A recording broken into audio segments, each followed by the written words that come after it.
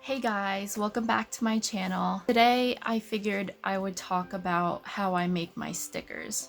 Now, my stickers make up a majority of what I currently have up in my shop. So right now the only things I'm pretty much selling are art prints, 3-inch large stickers, and sticker sheets. So this would be like my 3-inch stickers. I'll show you a couple of them. So like I have these stickers, which I hand cut, and then I have these sticker sheets that I make myself with the help of my Cricut. Since I'm a small shop, I don't really feel comfortable with outsourcing a lot of the things that I make or I sell for my shop, like stickers and stuff like that. There's only a few stickers that I have outsourced to Sticker Mule. I think they only do stuff within the United States. I'm not quite sure about that. They probably do international as well, but I don't know since I'm not international. But I have taken advantage of some of their like 10 for $1 deals or 10 for $9. So I have a few different stickers that are in vinyl finish thanks to Sticker Mule. They're in small quantities only, but yeah, the rest I do myself.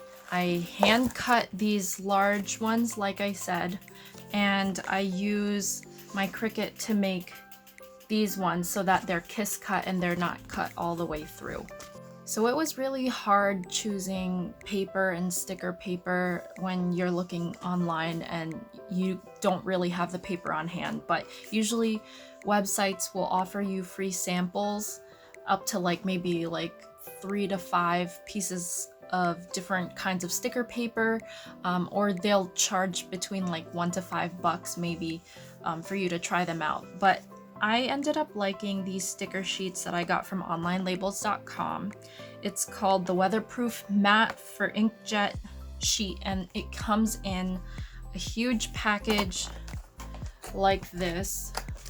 Of course, there's a box on the outside, but I took that off and I just kind of keep this because it's very sturdy.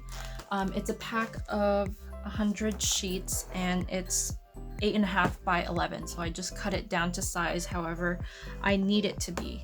And it says it's weatherproof, but I tried it when I was sampling this to see if it really was weatherproof. I just put a couple drops of water on it and the ink didn't bleed or smear. However, the colors like on my design kind of changed. It got a little darker on the spots that got wet, so I don't really like that. And I don't label these as weatherproof or waterproof on my shop because it's not fully like, it's not a vinyl sticker, not like these ones from Sticker Mule, so I don't completely trust it, and I don't want people to get the wrong idea either.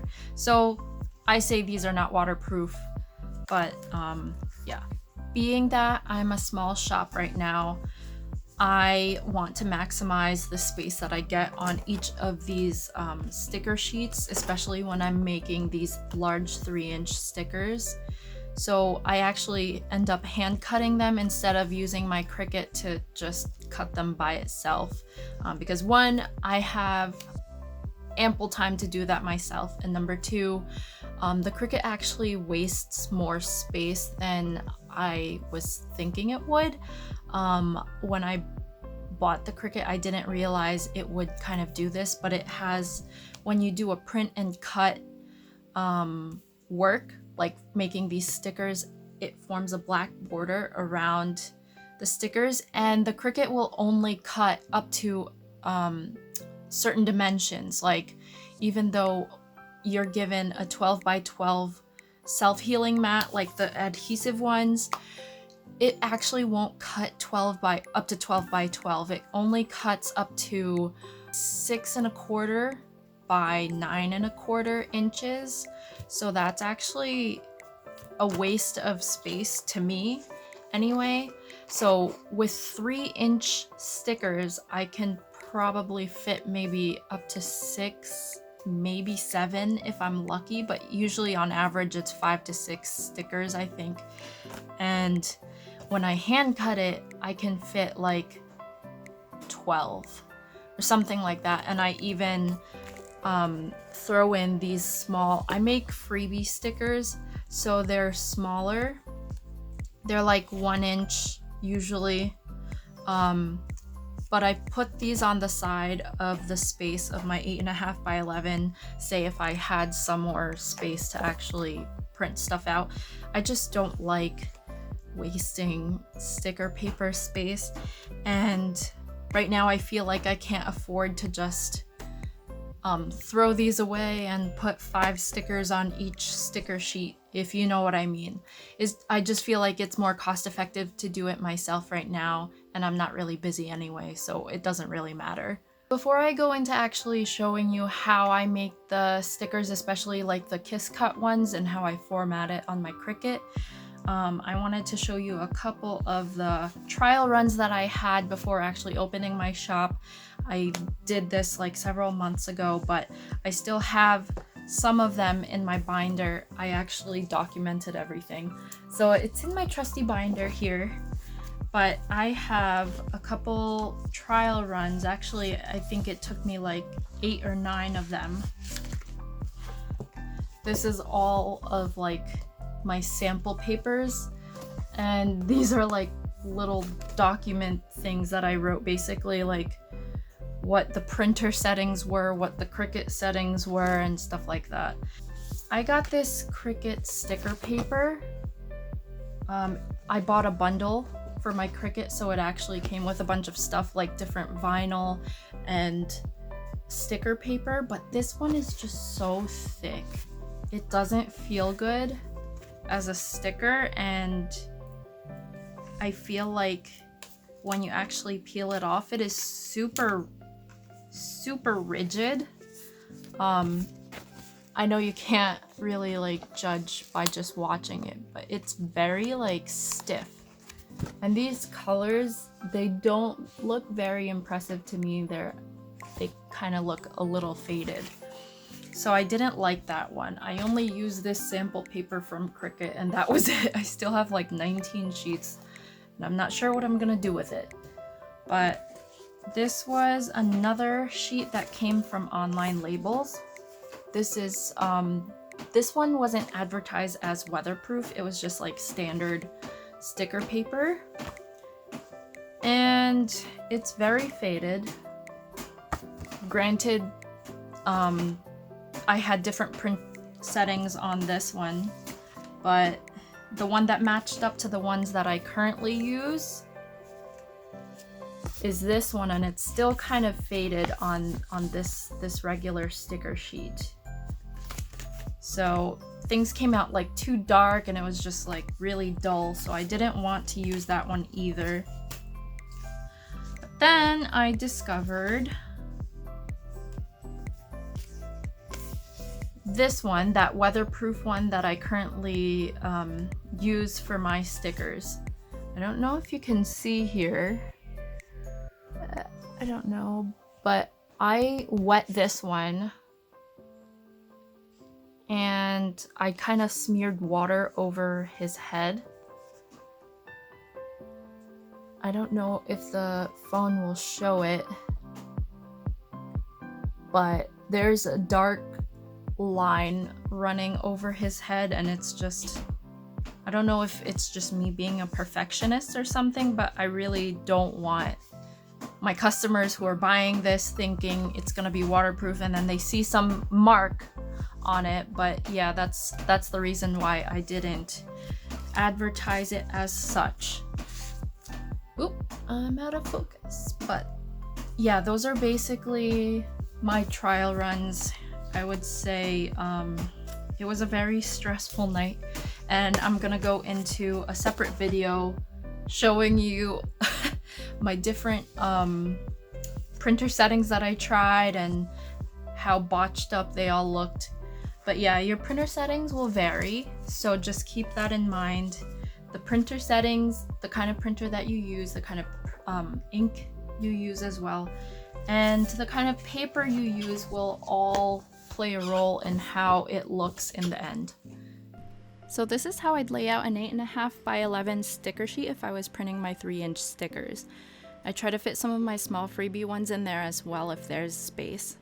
Since I hand cut these, it's a little easier for me to put them closer to each other because with the Cricut there can be some inaccuracies and it can cut a little too close or cut into another sticker.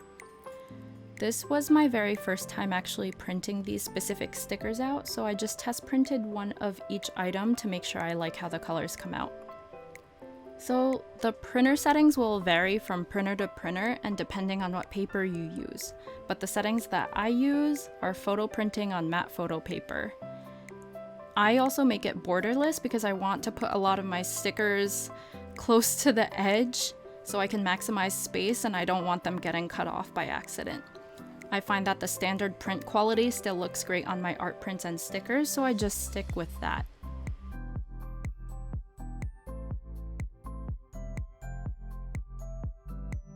So I finished printing my test batch out and I like all the colors except for my California roll sticker, which looks like the wrong shade of dark green to me. I like the green from my shrimp capora sticker, which I showed you first, so I'm gonna go back and recolor my other sticker with that same shade. I printed everything else that was in my full page layout and I replaced the green color that I had before, and I'm a lot happier with it now.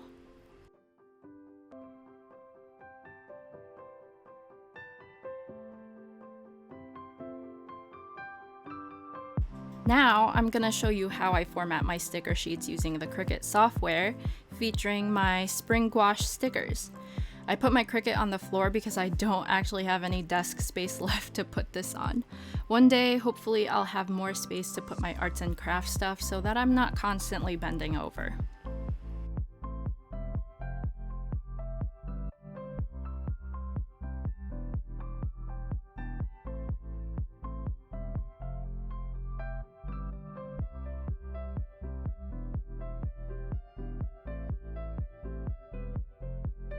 First, what I do is create a white space or border behind each of my stickers. The edge of the white border is basically where the Cricut will cut. For my 3-inch stickers, I usually have each one in its own file, but since these are turning into sticker sheet stickers, I just have them all together in this one file.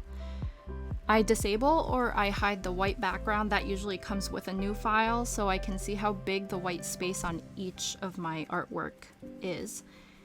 If you don't provide enough of a white border behind the item, the Cricut can actually cut right onto the artwork. And I learned that the first few times I made these sticker sheets.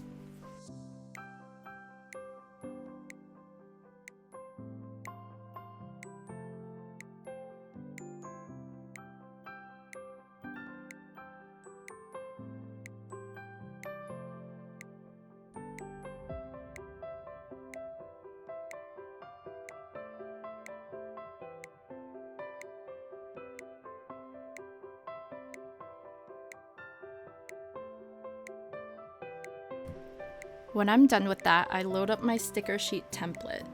It's a 4x6 Photoshop file with my logo placed on top. Later on, I save this file without my logo or the background present, but for now, I keep it there just so I know that my stickers won't be on top of where my logo will be. I initially drew everything on a different file with higher resolution, so transferring them over makes them a bit too big. So I just size them down a bit and play with the layout until I'm happy. I usually merge the artwork layer with its white border layer just so there's less clutter in the layer section.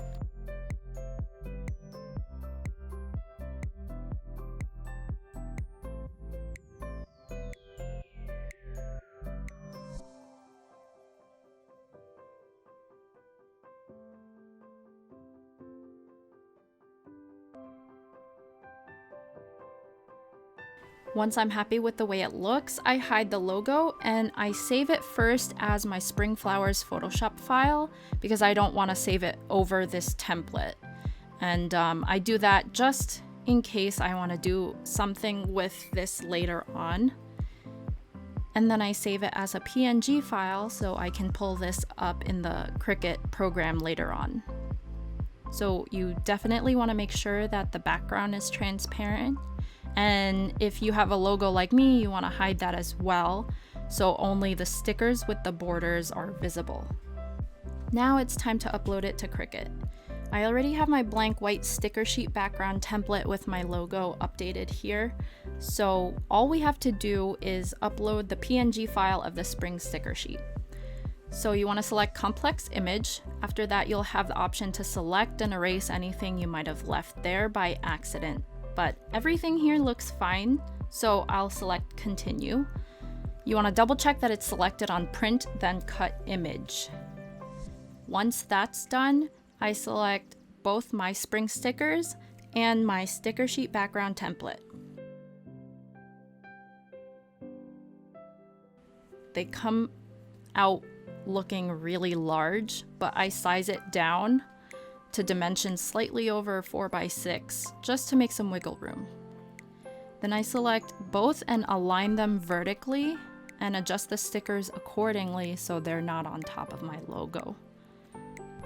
Now I duplicate the back 3 more times, and I do this because the blade pressure I set my Cricut on is paper minus, which is just enough pressure to kiss cut my stickers, but it doesn't end up cutting the border of the sticker sheet all the way through. So this is actually a hack I discovered through Katnipp Illustrations, so I can program my Cricut to cut through the paper on the border so it makes less work for me. Thanks, Catherine. I put all 4 of them behind the stickers and make sure they're aligned vertically and horizontally. Then I attach these 5 elements together. This is something important that I learned while watching a bunch of Cricut tutorials. If they're not attached together, the Cricut doesn't get to cut it properly. Then I rotate it horizontally so I can fit 2 sticker sheets in 1 piece of paper. You can play with sticker sheet dimensions and such as long as your cut dimensions are within 6 3/4 by 9 1/4 inch. And make sure you select everything and press attach. Then we're ready to make them.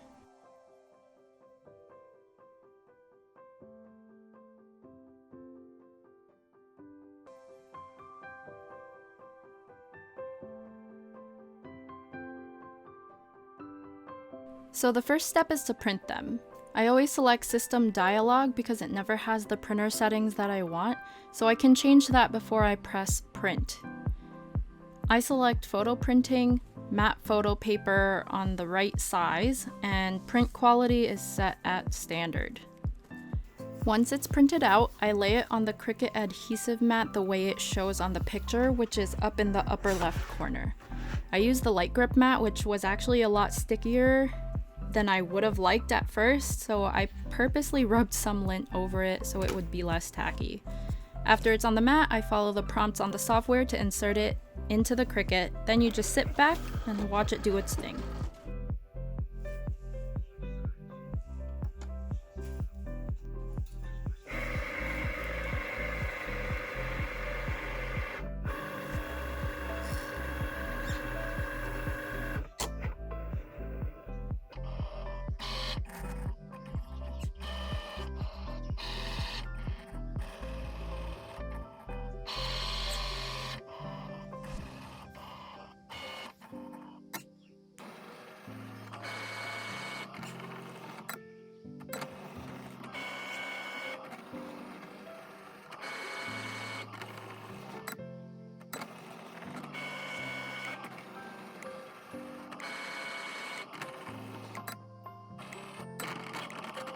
I don't know how I didn't have any footage of the finished product of my spring gouache stickers, so I really apologize for that, but I'm just gonna show you my Sushi Cats sticker sheet when I made them.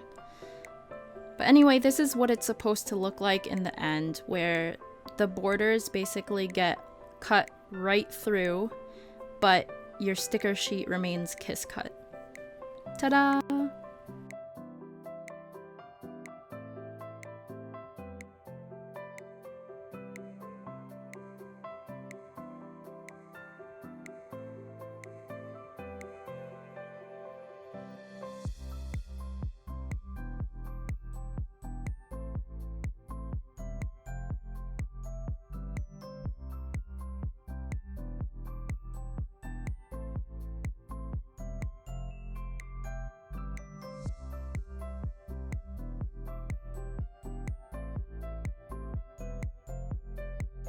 That's pretty much all I wanted to show you guys about how I make both my individual stickers and my sticker sheets. If you have any questions about making stickers or using the Cricut, please feel free to drop a comment down below. Please do give this video a thumbs up and subscribe to my channel if you like the videos I make. As always, thanks for watching, and I'll see you next time.